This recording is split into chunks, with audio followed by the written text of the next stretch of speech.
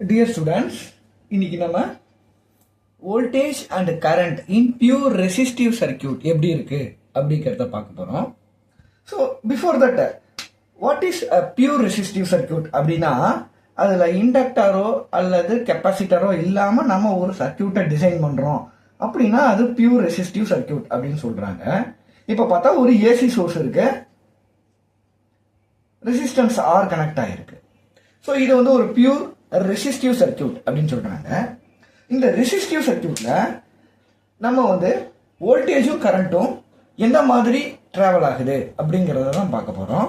Face difference என்ன, power factor என்ன அப்படின்னு பார்க்க போறோம். இப்ப பார்த்தாக்கா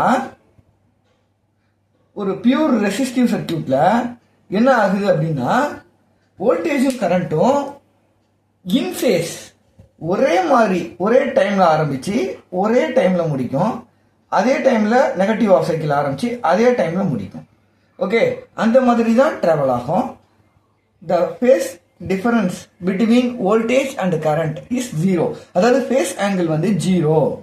அதுதான் வந்து பியூர் ரெசிஸ்டிவ் சர்க்யூட். ஓகேவா? வோல்டேஜும் கரண்ட்டும் வேற வேற ஃபேஸ் டிஃபரன்ஸ்ல டிராவல் பண்ணாது அப்படிங்கிறது தான் இதுக்கான அர்த்தம். ஸோ பார்த்துக்கிட்டீங்கன்னாக்கா ஃபேஸ் ஆங்கிள் விக்கும் ஐக்கும் இடையிலான ஆங்கிள் வந்து ஜீரோ. ஓகேவா? அப்ப காஸ் ஜீரோ அதுதானே. நம்ம பவர் ஃபேக்டர் என்னது? Cos theta. பவர் ஃபேக்டர் என்னது?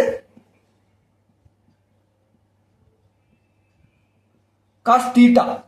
சரியா? இப்ப தீட்டாங்கிறது ஜீரோ, அப்ப cos zero is equal to 1.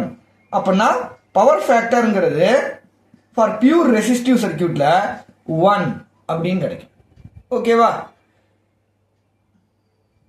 So in terms of பவர்ல சொல்லணும்னா real power divided by apparent power அப்படின்னு கூட சொல்லலாம் power ஃபேக்டரை.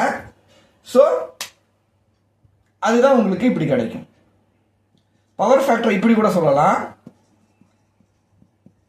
Power factor is equal to real power divided by apparent power. சரிங்களா? real power divided by apparent power அப்படின்னா VI cos theta அதுதான் real power. apparent power VI. VIயும் VIயும் cancel ஆயிடும், which is equal to cos theta. Okay, அதுதான் வந்து voltage and current in pure resistive circuit அப்படின்னு சொல்றோம்.